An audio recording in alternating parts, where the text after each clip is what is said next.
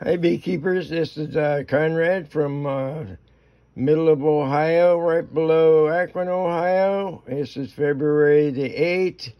It's been a very nasty winter. I'm showing you here a set of forms for making sugar bricks. I got another one sitting over here so you can see what it looks like.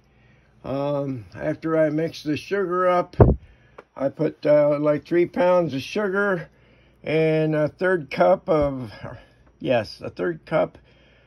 water in it and mix it up real good with an egg beater. And once I get it inside these set of double forms, okay, and then after I get it in there and kind of level it out, I take this block and I put it down in there and I beat the daylights out of it with this big rubber hammer.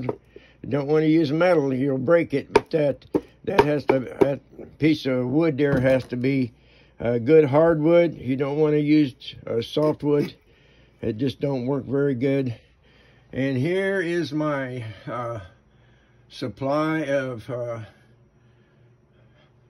sugar bricks that I make. I put a little bit of either vinegar or Honeybee Healthy in with the water. I've got a pretty good load here. And if I want to make them small for, like for example, putting them in a nook, I make them just a little over an inch. And after they dry, I get a hold of this paper here and I turn it up on edge. I turn it up on edge with the paper. It usually sticks to the paper a little bit. And once I get it up on edge, I let it sit there a couple more days and dry, but I don't try and turn it up until after it's set here for a couple of days and let it get hard. Then you can just reach right over and grab it, pick it up, and put it wherever you want it. It keeps for a long, long, long time, and if you don't need it this spring, you can always store it back and use it next year. Okay, so simple to make. Maybe I'll make another video of how I do the whole process, but I wanted to show you this supply first, and I'm going to run outside and talk to you a little bit more. So this camera is going to be going crazy for a minute, so hang on. See you outside.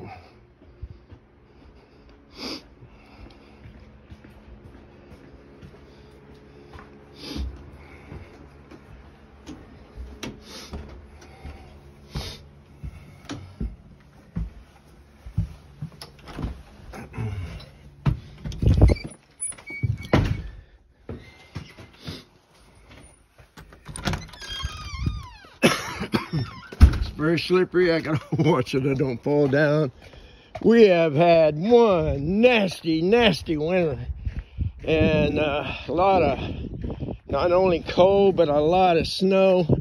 Probably the worst I've seen in years. Right there on the left, that tallest tree, that's a walnut tree.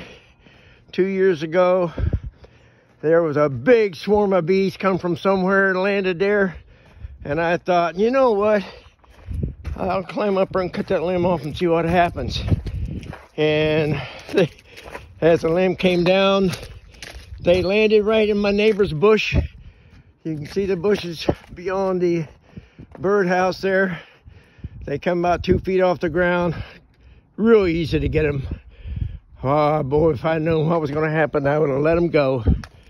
But I got them. I put them in a double box because there was so many of them, and here they had mites galore with the Nosema. And I put some real expensive stuff in them.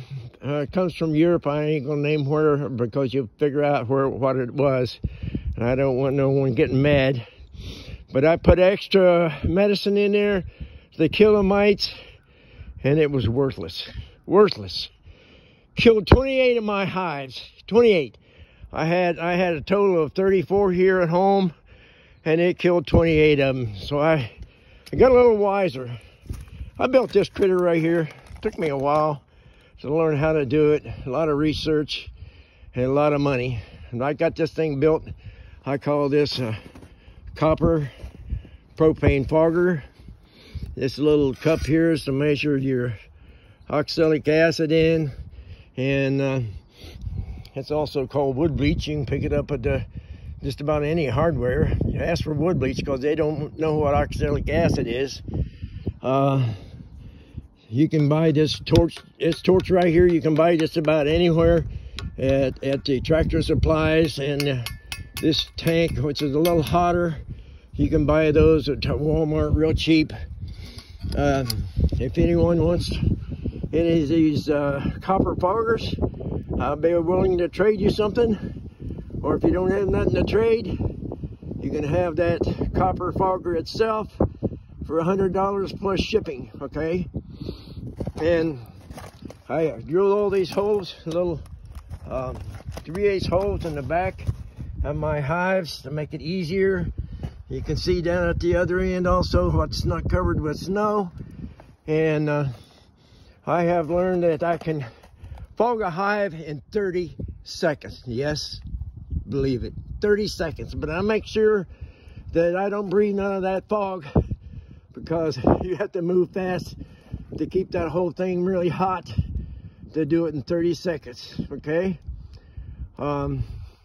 You can text me 330-618-5763 or KesslerNews@gmail.com. Kessler's News is spelled K-E-S-L-E-R-N-E-W-S. I hope to make more videos when the weather warms up. Whenever the weather gets warm enough here, I take all these plugs out at once and go right down through here. It don't take me hardly no time to fog all these hives and make them nice and healthy.